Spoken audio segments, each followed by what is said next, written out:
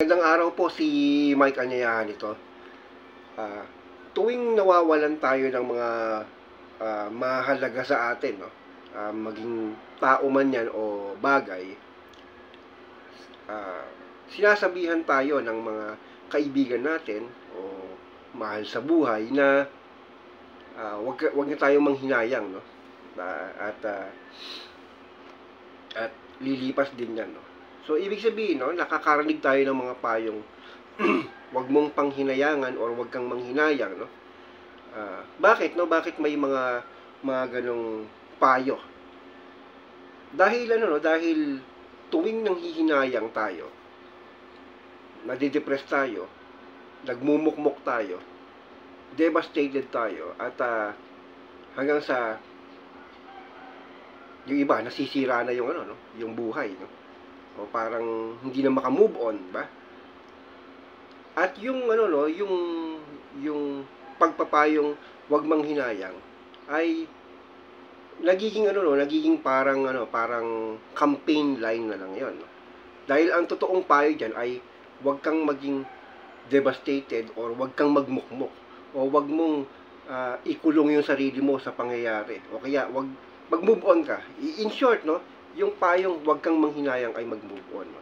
Pero sa totoo lang, no, kung lilimiin natin yung statement na wag kang manghinayang, hindi ano talaga siya, hindi talaga siya literally ang intention talaga ng nagsasabi, no? Kung ididig kasi natin yung meaning ng wag kang manghinayang, no? Kung magiging ano tayo, loyal tayo doon sa katotoong kahulugan ng wag kang manghinayang, hindi maganda ang connotation. Kasi parang it says na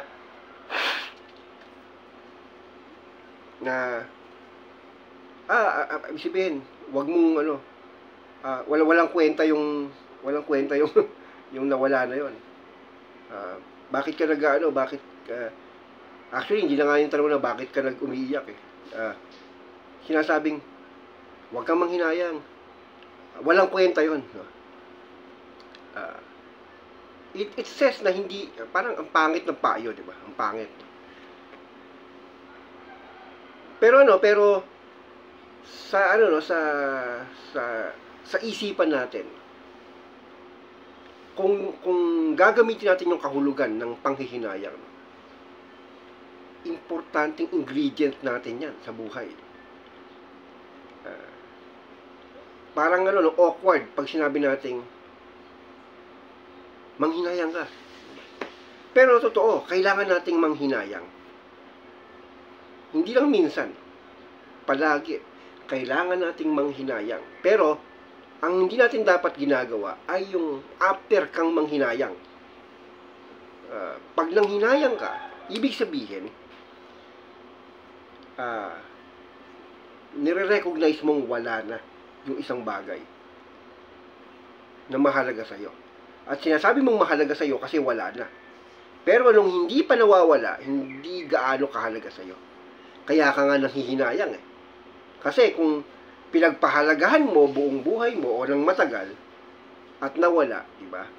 Medyo ando dun yung fulfillment na sasabihin mong at least na-enjoy mong kasama yung ng matagal, yung nawala sa'yo. Pero yung hindi mo nabigyan ng atensyon, hindi mo napagpahalagahan, doon ka manghihinayang. At ngayon, bakit ko sinasabi na kailangan nating manghinayang? As opposed sa payo ng iba na huwag kang manghinayang.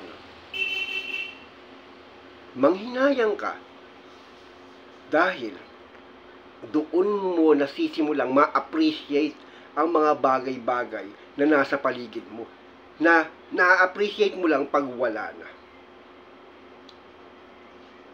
Mahal mo sa buhay, na sinasabi mong mahal mo sa buhay pag wala na. Pero pag nandiyan pa, hindi mo pinapansin. Kayo ba, no? Sa mga mahal mo sa buhay, sa paligid mo, sa pamilya mo, ganyan. Sinasabi mo ba sa kanila na I love you? Pero pag namatay na, tsaka mo sinasabi, di ba? Or pag mamamatay na, maging bagay man yan, o hindi man tao, maging bagay man yan, o hayop, di ba? Minsan, meron kang alagang hayop. Turing mo hayop, no? Pero pag nawawala, no? Malulungkot ka, na parang tao yung nawala. Manghihinayang ka, no? So, at sasabihin mo sana, no? Nung nandito tong hayop na to, tinuring ko siya parang tao. Pero hindi ko alam, no? Mawawala siya, hahanapin ko pala siya. Karoon din sa pera, di ba? Pag bulagsak ka sa pera, no? Pag wala ka ng pera, tsaka mo mamimiss yung pera mo, di ba?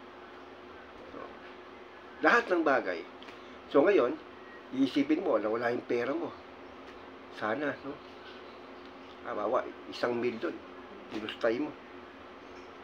Pero nung walang-wala ka na, ay sayang, naku, next time, kahit 100 pesos ng pera ko, ingatan ko.